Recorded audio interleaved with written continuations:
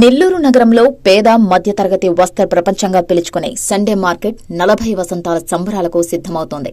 నెల్లూరు జిల్లాలో వస్త్ర ప్రపంచం పోటాపోటీగా షాపింగ్ మాల్స్, షోరూంలతో విస్తరిస్తున్నా సండే మార్కెట్ తన ప్రభావాన్ని కోల్పోకుండా 40 ఏళ్లుగా ప్రజల మన్ననలను పొందుతూనే ఉంది.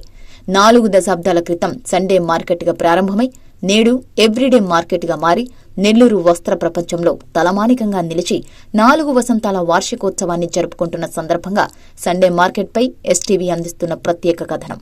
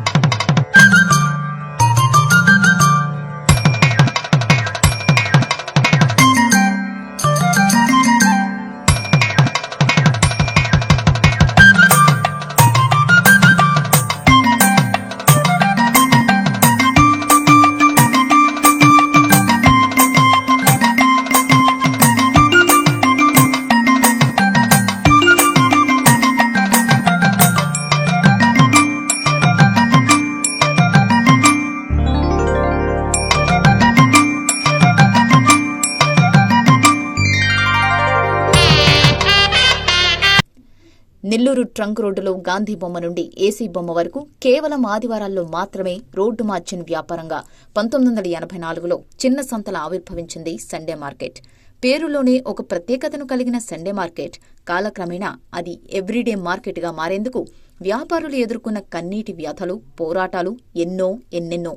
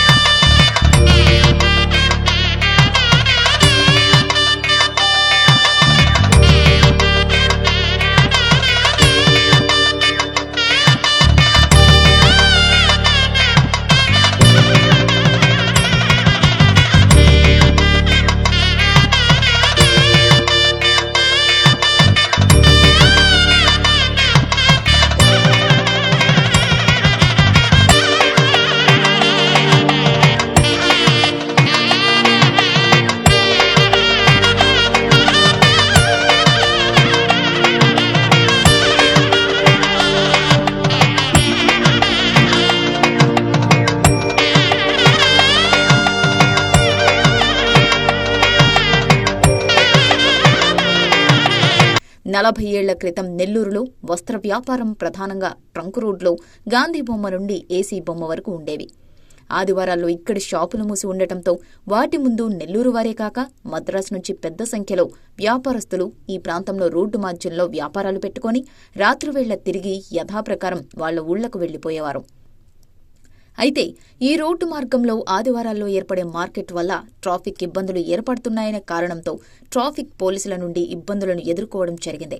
వీటిని అధిగమించేందుకు రోడ్డు మార్జిన్ సండే మార్కెట్ వ్యాపారులు ఒక కమిటీగా ఏర్పడి తమకు శాశ్వతంగా ఒక స్థానాన్ని కల్పించాలని అప్పటి పాలకులకు, పోలీసులకు మొరపెట్టుకోగా వారికి నెల్లూరు ట్రంక్ రోడ్డులోని సుబ్రహ్మణ్య స్వామి దేవాలయం, గాంధీ పార్కు సమీపంలో స్థలం తాత్కాలిక ప్రాతిపదికన కేటాయించగా రోడ్డు వారీగా బంకులను ఏర్పాటు చేసుకుని జీవనాన్ని ప్రారంభించారు. అలా మొదలైన ఈ సండే మార్కెట్ను మాజీ ప్రధాని రాజీవ్ గాంధీ హత్య కుదిపేసింది. 1991 మే 21వ తేదీన తమిళనాడులో శ్రీ పెరంబుదూర్లో మాజీ ప్రధాని రాజీవ్ గాంధీ ఎల్టీటీఈ ముష్కరుల చేతిలో హతం కావడం, రాజీవ్ను పొట్టన పెట్టుకున్నది తమిళులే అనే భావనతో ఇక్కడి సండే మార్కెట్లోని తమిళ వ్యాపారుల షాపులు, బంకులపై దాడులు చేసి తగలబెట్టి దోచుకున్నారు. ఈ మార్కెట్లో అధిక శాతం వ్యాపారులు తమిళులు కావడంతో ఏర్పడిన వివక్షను తొలగించేందుకు వారికి అండగా వివిధ ప్రజా సంఘాలు అండగా నిలిచి వ్యాపారులందరి ఐక్యం చేసి నెల్లూరు ప్రజల్లో సోదరభావం పెంపొందిస్తూ అందించిన చేయూత సండే మార్కెట్ 40 వసంతాలు సజావుగా సాగేలా జిల్లావాసులతో వారి జీవనం మమేకమయ్యేలా చేసిన కృషి అభినందనీయం అనడంలో సందేహం లేదు.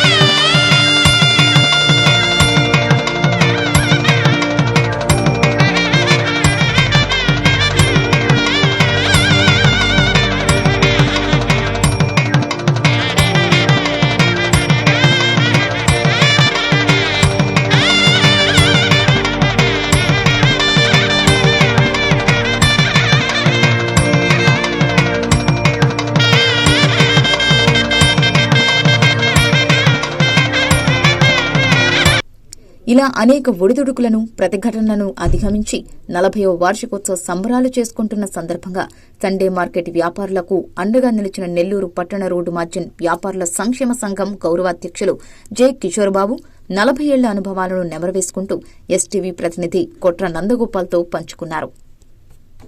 సండే మార్కెట్ అంటే తెలియని వాళ్ళు ఉండరు. అది ఆవిర్భావం నుంచి ఇప్పటి వరకు అదొక సంచలనం.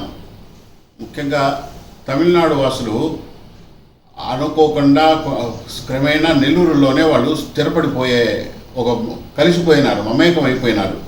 దాని వెనక అలా మమేకం అయిపోయిన తర్వాత దానికి సండే మార్కెట్ అని ఏర్పడిన తర్వాత రాజీవ్ గాంధీ, అప్పటి మాజీ ప్రధాని రాజీవ్ గాంధీ 1991 మే 21వ తేదీన మానవ బాంబు చేతిలో హతమం కావడం, దాని పరిణామాల్లో సండే మార్కెట్ పరిస్థితులు ఒక కుదుపుకు దూపాయి. అది ఒక రాష్ట్రంలోనే కాదు, దేశవ్యాప్తంగా ఈ సండే మార్కెట్ అనేది ఒక సంచలనం, ఒక ప్రత్యేక ప్రాధాన్యతను సంతరించుకుంది. అలాంటి అనేక ఒడిదుడుగులు, అది ఆటుపోట్లను ఎదుర్కొని అది ఈరోజు చక్కగా స్థిరపడి నెల్లూరు వాసులకు చాలా ముఖ్యమైన వస్త్ర ప్రపంచాన్ని అందిస్తూ వాళ్ళతో పేరెన్నుకుంది. అలాంటి ఒక వ్యాపార ప్రపంచం 40 ఏళ్ళు పూర్తి చేసుకున్నది. ఈ సందర్భంగా ఆ సండే మార్కెట్ వ్యాపార సంఘం గౌరవాధ్యక్షులు కిషోర్ బాబు గారు ఎస్టీవీతో ఆనాటి నుంచి ఈనాటి వరకు విషయాలన్నింటినీ కూడా ఆయన ఒకసారి గుర్తు చేసుకుంటూ ప్రేక్షకులతో, ఎస్టీవీ ప్రేక్షకులతో పంచుకోవడానికి మన ముందుకు వచ్చారు. 84లో అప్పటికి నేను ప్రజాంతర విద్యార్థి సంస్థ డిఎస్ఓకి రాష్ట్ర ప్రధాన కార్యదర్శిగా ఉన్నాను, లా చేస్తూ ఉన్నాను. ఆ రోజుల్లో నెల్లూరు టౌన్లో ట్రంక్ రోడ్లోనే లారీలు బస్సులు అన్నీ కూడా తిరిగేవి. గాంధీ బొమ్మ నుంచి ఏసీ బొమ్మ దాకా రోడ్ మార్జిన్లో ఫుట్పాత్లో పాత గుడ్డలు అమ్ముకునే వాళ్ళు, చెప్పులు అమ్ముకునే వాళ్ళు, ప్లాస్టిక్ సామాన్లు అమ్ముకునే వాళ్ళు, కొంతమంది నేల మీదనే పెట్టుకొని అమ్ముకునేవాళ్ళు, కొంతమంది తోపుడు బళ్ళ మీద పెట్టుకొని అమ్ముకునే వాళ్ళు.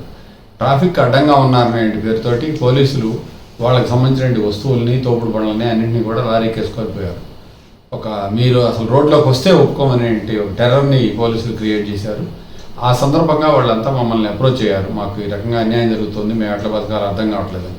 అప్పుడు మేము వాళ్ళందరినీ కూర్చోబెట్టి రాజ్యాంగం ప్రకారం జీవించేయంటే హక్కు అనేది ఉంది, కాబట్టి మీరేం కంగారు పడద్దు, ఇక్కడ కాదు ఇంకో చోట ఈ సౌకర్యం మనం సాధించుకోవచ్చు. డబ్బులు ఉన్నాయంటాడు, రోడ్లో కారు పెట్టుకుంటే అడ్డలేంది, జానమిత్ర స్థలంలో చిన్న వ్యాపారులు పెట్టుకొని చేస్తే ఏమైంది అని చెప్పి మేము వాళ్ళకి ధైర్యాన్ని ఇచ్చాం. ఒక కరపత్రం వేసాం, ఓపీడీఆర్ అనేంటి హక్కుల సంఘం తరఫున వేసి, నెల్లూరు టౌన్లో చాలా ట్రాఫిక్ సమస్యలు ఉన్నాయి. కూరగాయల మార్కెట్ ఆ రోజు చాలా ఇరుకు సందులో ఉండేది, అక్కడే లారీలన్నీ వచ్చి, మరి అక్కడ లేని ఇబ్బంది ఇక్కడికి ఎందుకు ఇది చేస్తూ ఉన్నారని చెప్పి మేము ప్రశ్నిస్తూ కరపత్రం వేసాం. ఊరేగింపు తీసి అప్పుడున్న కలెక్టర్ శ్రీమతి సుజాతారావు గారితో మేము విషయాన్నంతా వివరించిన తర్వాత ఆమె పోలీసు, రెవెన్యూ, మున్సిపల్ 3 డిపార్ట్మెంట్ వాళ్ళని పిలిచి ప్రత్యామ్నాయ స్థలాన్ని అయినా మీరు కేటాయించండి, మీకు అక్కడ ఇబ్బంది అనుకుంటే అని చెప్పారు. వాళ్ళు ముగ్గురు టౌన్ అంతా తిరిగి 3 మున్సిపల్ ఆఫీస్లో మాతో చర్చలు చేసి వాళ్ళు ప్రతిపాదించిన స్థలం ఇప్పుడు సండే మార్కెట్ ఉన్న స్థలం. అయితే జనరల్గా చాలామంది ఏమనుకుంటారంటే సండే మార్కెట్ అంటే ఆదివారం మాత్రమే ఉంటుందా అని చెప్పి నన్ను స్టేట్లో కూడా చాలామంది అడిగారు. సండే మార్కెట్ అనే పేరు ఎందుకు వచ్చిందంటే, ఈ ట్రంక్ రోడ్లో జరిగేటప్పుడు ప్రతి వారం ఆదివారం ఏమిటంటే షాపులు మూసుంటారు కనుక చెన్నై నుంచి 100 మంది వచ్చే ఉంటాళ్ళు. ఆదివారం సంతగా జరిగేది, రకరకాల వస్తువులు చాలా చౌకగా దొరికాయి, అందువల్ల టౌన్ అంతా వచ్చి కొనుక్కుపోయి ఉంటాడు. ఈ మార్కెట్ కోసం ఈ స్థలం కేటాయించిన తర్వాత ఈ ఆదివారం సంత కూడా కొన్ని నెలల పాటు అక్కడే జరిగింది. అందుకని పేరు మాత్రం సండే మార్కెట్గా నిలబడిపోయింది. అయితే అక్కడ వచ్చిన ఇబ్బందులు రీత్యా, ఎందుకంటే ఆ రోడ్లు ఇరుగ్గా ఉండటం, ఇంత పెద్ద మార్కెట్ని ఆదివారం రోజు అయినా నిర్వహించడం అనేది ఇబ్బందిగా ఉండటంతో మేము తీసుకున్న నిర్ణయం ఏమిటంటే, రోజువారీగా అక్కడ ఆధారపడే వాళ్ళకే మార్కెట్ని పరిమితం చేసి ఆదివారం సంతలు అక్కడ పెట్టకుండా చేసాము. దాని కారణంగా అది డైవర్ట్ అయిపోయింది. రెగ్యులర్ మార్కెట్ మాత్రం అక్కడ నిలబడిపోయింది. 84లో ఆ రకంగా, సెప్టెంబర్లో ఆ రకంగా మొదలైన మార్కెట్ 91 రాజీవ్ గాంధీ హత్య జరిగే లోపల జరిగిన పరిణామాలు ఏమిటంటే, ఏ రోజుకు ఆ రోజు వచ్చి చిమ్ముకొని, అదంతా ఉత్తల దొడ్డిలాగా ఉండేది ఆ రోజుల్లో, చిమ్ముకొని పట్టలు పరుచుకొని వ్యాపారం చేసే వాళ్ళు మళ్ళీ సామాన్లు సాయంత్రం మిగిలిన సామాన్లు రిక్షాలోనో ఏదో ఒక రూపంలో వేసుకొని వెళ్ళకపోయి ఉంటాడు. ఆ పోయే క్రమంలో ప్రతిరోజు సరుకుల్ని తీసుకోవడం ఇబ్బందిగా ఉందని చెక్క బొక్కుల్ని పెట్టుకోవడం అనేది జరిగింది. అప్పట్లో మెట్రోమాక్సలైట్లతో వ్యాపారం జరిగేది. చిన్నగా మున్సిపల్ కౌన్సిలర్ని కలిస్తే నో అబ్జెక్షన్ సర్టిఫికేట్ మేము ఇప్పిస్తాము, మీకు కరెంటు చేయండి, ఏర్పాటు చేస్తామని చెప్పి వాళ్ళు కొంత కోఆపరేట్ చేసి కరెంటు కూడా ఇచ్చారు. 91లో తగలబడే నాటికి కరెంటు కూడా కొంతమందికి వచ్చింది. అయితే మీరు చెప్పినట్లుగా యాక్చువల్గా ఈ సండే మార్కెట్ తమిళ మార్కెట్ కాదు. మేము మొదలుపెట్టినప్పుడు 50% పైన తెలుగు వాళ్ళు ఉండేవాళ్ళు, ఒక 40% తమిళులు ఉండేవాళ్ళు. మొదటి 84 కారణం మాత్రం సండే మార్కెట్. ఆ రోజు అందరితో కలిపి పెట్టాం, స్థానికులు తమిళులు అందరితో కలిపి పెట్టాం. సండే మార్కెట్ ఏర్పడింది మాత్రం ఓన్లీ తమిళన్సే పెట్టేవాళ్ళకు కాదు. అంటే ట్రంక్ రోడ్లో పెట్టిన సంతకు మాత్రం ఎక్కువ మంది వాళ్ళు వచ్చేవాళ్ళు, మన వాళ్ళు ఉండేవాళ్ళు, వాళ్ళు పెట్టేవాళ్ళు. అయితే ఈ ఒక క్రమంలో మన వాళ్ళేమో ఆ అవసరానికి ఈ అవసరానికి అమ్ముకునే వాళ్ళేమో వసూలు కోసం బయట తెచ్చారు కనుక కొనుక్కొని ఎంతో కొంత జాగ్రత్త చేసుకునేవాళ్ళు. అట్లా తమిళ సంఖ్య క్రమంగా పెరిగింది. ఆ రోజు తగలబడే నాటికి కూడా వాళ్ళు 60-65 ఉండేవాళ్ళు, మన వాళ్ళు 35 ఉండేవాళ్ళు లోపల. ప్రజలే వీళ్ళని 1-2 నెలలు పోషించారు, ఉప్పు పప్పు వేయించి. అవును, రైట్, అది ఫ్యాక్ట్. విరాళాలు ఇచ్చారు. ఆ విరాళాలు ఇచ్చిన తర్వాత అందులో నుంచి వీళ్ళు వదిలేని చైతన్యం ఏమిటంటే, మనం కష్టాల్లో ఉన్నప్పుడు ప్రజలు ఆదుకున్నారు కదా, కాబట్టి ప్రజలు కష్టాల్లో ఉన్నప్పుడు మనం ఆదుకోవాలని చెప్పి 91 నవంబర్లో నెల్లూరులో వరదలు వచ్చినాయి. ఆ వరదలు వచ్చిన సందర్భంగా పులిహార పొట్లాలు వీళ్ళు వాలంటరీగా తీసుకెళ్ళి పంచారు బాధితులకు. అక్కడి నుంచి మొదలుపెట్టి 91 నుంచి 2024 దాకా ప్రతి సంవత్సరం సుమారుగా 1 లక్ష రూపాయలు వరద బాధితులకో, భూకంప బాధితులకో, అగ్ని బాధితులకో ఎక్కడో ఒక చోట ప్రత్యక్షంగా పోయి ఇచ్చి రావడం అనే సాంప్రదాయం కూడా సాగిస్తూ ఉన్నారు. 2, ప్రతి సంవత్సరం నూతన సంవత్సర గిఫ్ట్గా ఏదో ఒకటి వ్యాపారులంతా ఇచ్చేయండి అలవాటు ఉంది. ఇది మేమేమి నూతన గిఫ్ట్గా ఇవ్వాలి అని ఆలోచన చేసినప్పుడు ప్రజల్ని అన్ని షాపుల వాళ్ళు ఎక్కువ మంది క్యాలెండర్లు ఇస్తున్నారు. ఆ క్యాలెండర్లు ఏమిటంటే తిథులు, పంచాంగాలు, వర్జ్యాలు తప్ప వేరే ఇదేం లేదు. మేము వైజ్ఞానికమైన క్యాలెండర్లు 15 సంవత్సరాల నుంచి ఇస్తూ ఉన్నాం. శాస్త్రవేత్తలతో కూడిన క్యాలెండర్ ఒకసారి ఇచ్చాము, విద్యావేత్తలతో కూడిన క్యాలెండర్ ఒకసారి ఇచ్చాము, నమ్మకాలు నిజాలు అనే క్యాలెండర్ ఒకసారి ఇచ్చాము, ఒకసారి నెల్లూరు జిల్లా చరిత్ర ఇచ్చాము, ఆరోగ్యం మీద క్యాలెండర్లు వేసాం, వైద్యం మీద క్యాలెండర్లు వేసాం, పర్యావరణం మీద క్యాలెండర్లు వేసాం. దాదాపు 15 ఏళ్ళుగా సంవత్సరానికి ఒక 10,000 క్యాలెండర్ని 1,00,000 పైగా యూనియన్ డబ్బులు ఖర్చు పెట్టి ఇస్తూ ఉన్నాం. అది రాష్ట్ర వ్యాప్తంగా కూడా పాపులర్ అయింది ఆ క్యాలెండర్. సార్, కరోనా టైంలో ఈ పరిస్థితులు ఎదుర్కొన్నారు సార్. కరోనా సమయంలో లాక్డౌన్ అప్పుడు పూర్తిగా వ్యాపారాలు లేవు. అయినా మేము చర్చించాము.